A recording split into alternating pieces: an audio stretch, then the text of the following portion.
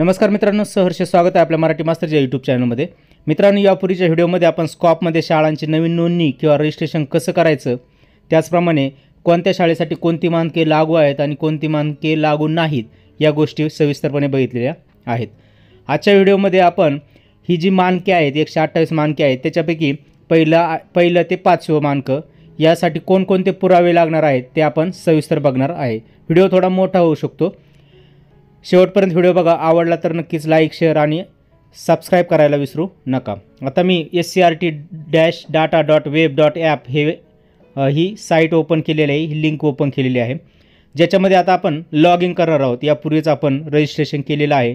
Log in करण्यासाठी आपल्याला आपला यूजर आय डी म्हणून आपला ईमेल शाळेचा असेल किंवा तुमच्या मुख्याध्यापकाचा असेल, त्यानंतर आपण जो पासवर्ड तयार केला होता तो पासवर्ड लिहून ठेवा। नक्कीच आपल्याला नेहमी हा उपयोगात घ्यावा लागणार आहे। पासवर्ड आणि यूजर आय डी टाकला, ईमेल। आता आपण लॉग इन करत आहोत। लॉग इन झाल्यानंतर आपल्या शाळेची संपूर्ण माहिती दिसते। शाळासुद्धा तुम्ही बदलू शकता। इथे मानके आहेत, 1 ते 128 पर्यंत मानके आहेत। त्याच्यापैकी आपण आज पहिल्या 5 मानकांविषयी सविस्तर माहिती बघूया, त्यांना कुठले पुरावे जोडायचे ते सुद्धा बघूया। तर सुरुवात करूया पहिल्या मानकापासून। मानक क्रमांक 1। आता याच्यामध्ये मी क्लिक करतो। मित्रांनो, इथे वर एक सूचना असते बघा, प्रथम आपण स्तर निवडा, त्यानंतर गुगल ड्राईव्हची लिंक पेस्ट करावी।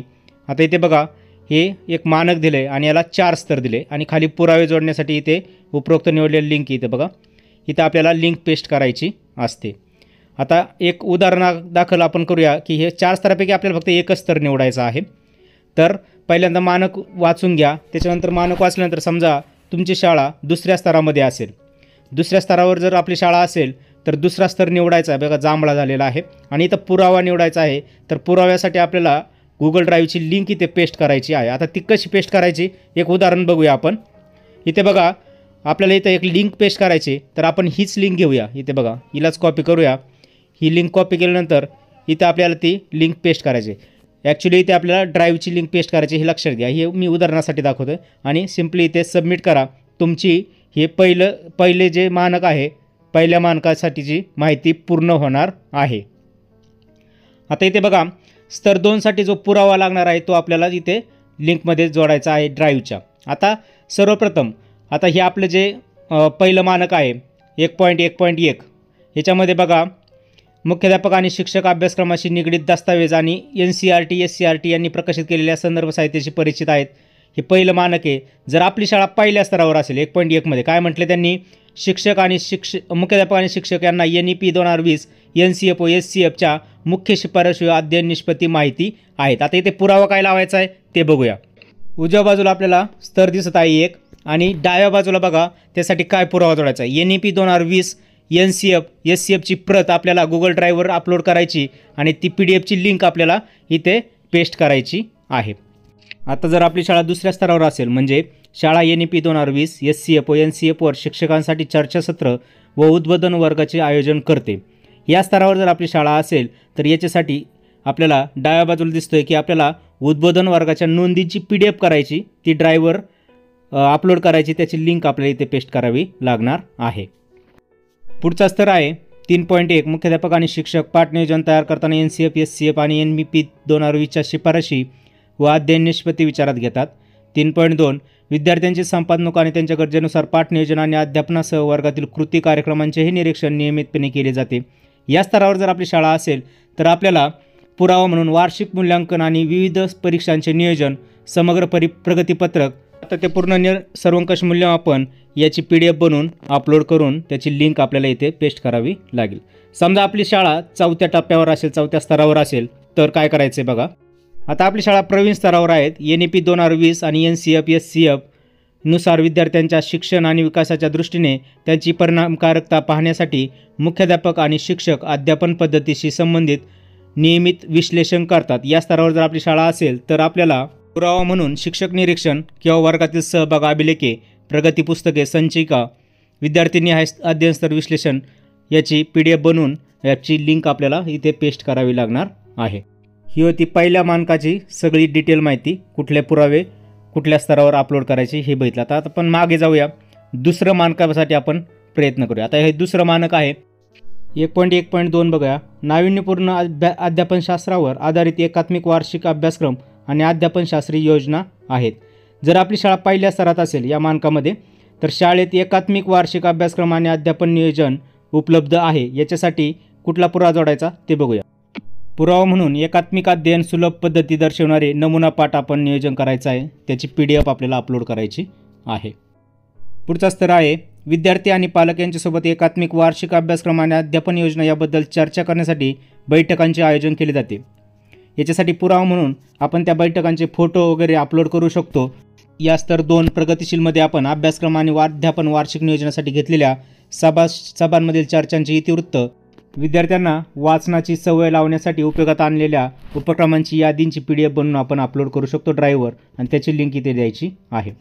त्यानंतर तिसरा स्तर आहे शिक्षक स्वतः नाविन्यपूर्ण अध्ययन अध्यापन पद्धतींचा अवलंब करतात आणि विद्यार्थ्यांमध्ये चिकित्सक विचार, कुतूहल आणि सर्जनशीलता, समस्या सोडवणे, सहयोग इत्यादी विकसित करण्यासाठी स्थानिक संदर्भ लक्षात घेऊन अनुकूल अशी अध्यापन पद्धत विकसित करतात.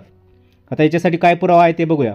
प्रगत स्तरावर आपण चिकित्सक व सर्जनात्मक विचारांना समृद्ध करणारे नमुना पाठ नियोजन, कौशल्य आणि 21व्या शतकातील क्षमतांना वृद्धिंगत करणारे पाठांचं नियोजन करायचं आहे आणि त्यांची PDF आपल्याला अपलोड करून लिंक तयार करून ती इथे सबमिट करायची आहे. पुढचा स्तर बघूया.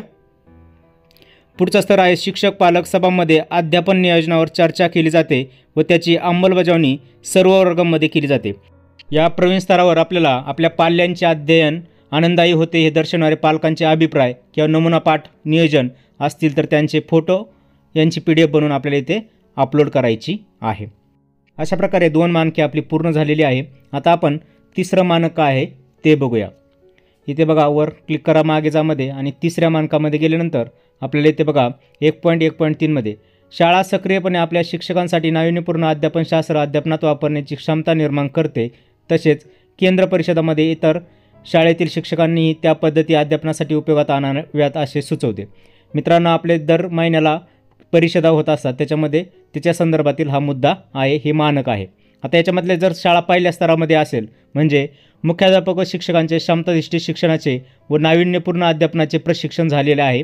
पुरावा म्हणून आपल्याला प्रशिक्षण आणि जागरूकता कार्यक्रम, वेळापत्रक आणि उपस्थिती यांचे फोटो काढून त्याची PDF बनवायची आहे आणि ड्राईव्हवर अपलोड करून त्याची लिंक इथे पेस्ट करावी लागणार आहे.